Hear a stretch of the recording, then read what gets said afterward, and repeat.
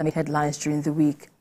On the news at 10 tonight, we're staying with developments in Addis Ababa, Ethiopia, venue of the 37th session of the African Union Summit.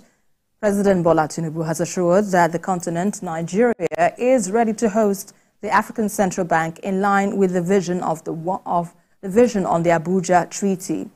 Also, a new chairman of the African Union Commission was selected to replace Azalib Askumani, president of the Union of Comoros. And TVC News State House correspondent Femi Akonde reports. When President Bola Tinubu addressed other African leaders at the 37th session of the African Union Summit, he told the continental body that Nigeria is ready to lead and also take up responsibilities that will enhance cooperation, growth and development. Already he has raised the stake by committing to the 2028 takeoff for the African Central Bank. President Tinubu's administration will engage with the African Union Commission in collaboration with member states to ensure the effective operationalization of the continent's apex financial institution. I ask that you come to Nigeria not only to experience our hospitality, but to contribute to a new paradigm for healing.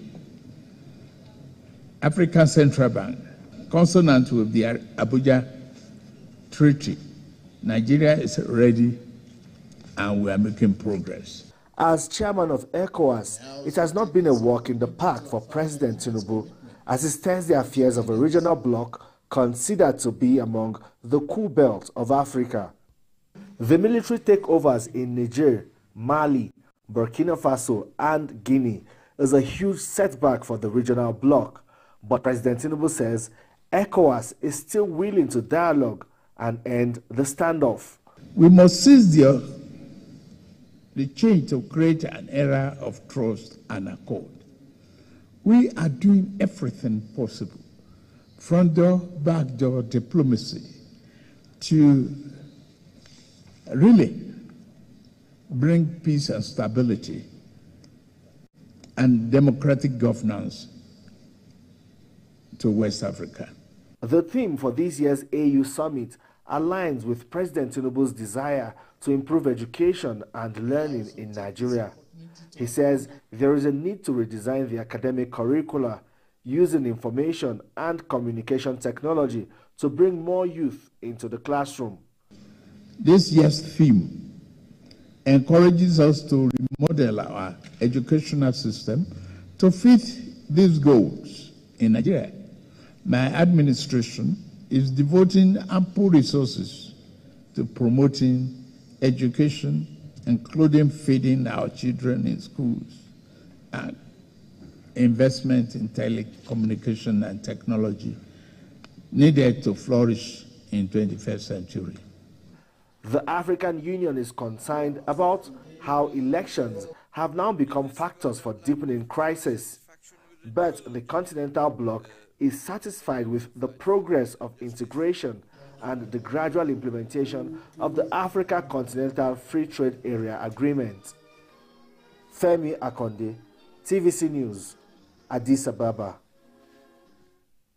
Joining me now for more from this, live from Addis Ababa, is the director of the Pan-African Center for Policy Studies in Johannesburg, South Africa, Tagbo Agbazwe. Good to have you on the news at this time. So first off, what do you make of the outcomes of the AU Summit and your expectations, of course, following just as the President Bola Tinubu also asked African leaders to collaborate to foster unity in terms of healthcare, education, and of course, infrastructural development among the regions of the continent. What do you make of this? Well, I think it is, good evening, viewers. It is indeed my pleasure to have the opportunity to share a few thoughts on the ongoing African Union Summit. In fact, it has been quite interesting, the type of activities, the speech by the President of Nigeria, His Excellency Bola Tinubu, actually it sparked some energy. He spoke about three key areas: health, Nigeria's readiness to host the African Central Bank, and also some of the ongoing governance issues in West Africa, as well as the theme of the year for Africa, which is around education. So overall, I think the president's speech was actually quite,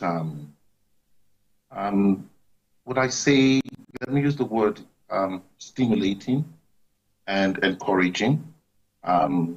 It was quite interesting to hear the president of Nigeria make these bold declarations.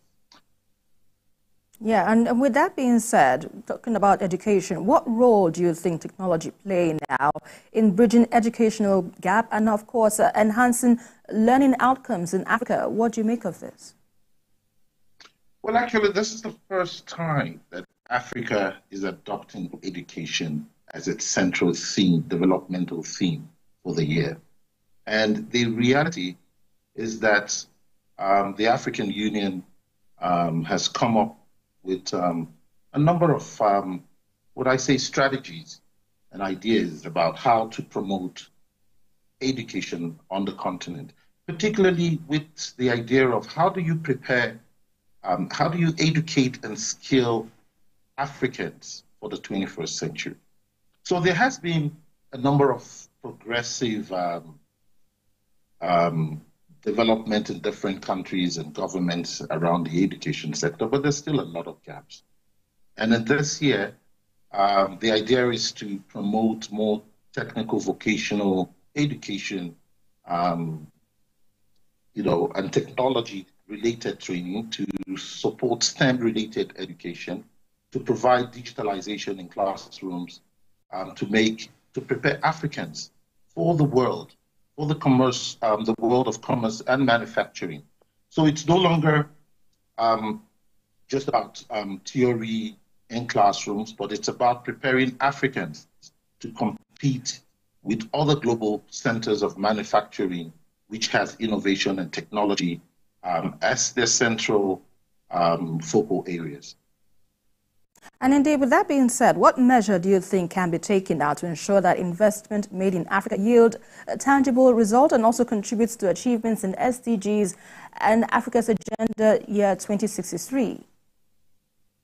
Well, number one, education is one that we have mentioned. The president did talk about healthcare. In this regard, he called upon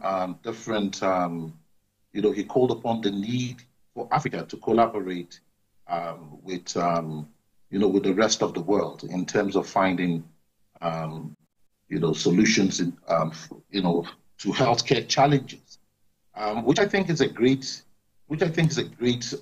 understanding.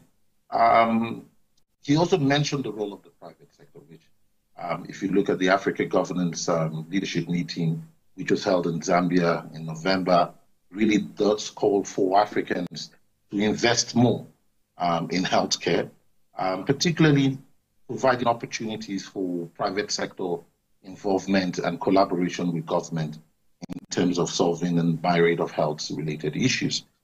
You would recall that Africa is spending a whole lot of money in terms of billions of dollars annually in terms of medical tourism to different health centers around the world.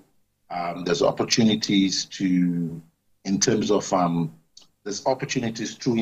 in healthcare to provide jobs for our people across Africa.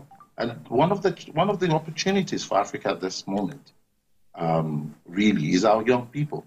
We have a very youthful continent, and this is one of our strong areas, and we need to provide them with capacity and provide them with jobs.